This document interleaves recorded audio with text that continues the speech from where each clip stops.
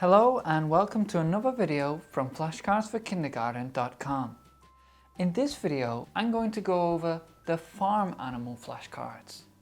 As you can see here, the set consists of 13 flashcards as well as a background card.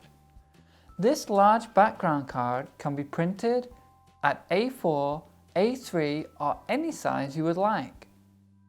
The farm animal flashcards can be used with songs such as Old MacDonald. Young learners can touch the correct card during the song. Another way to use the flashcards is to cut off the word flashcard from the picture. This way you can create a matching game. A great way to talk about the cards is to ask the children what things eat. For example, what does a horse eat? A horse eats hay. What does a cow eat? A cow eats grass, and so on and so forth.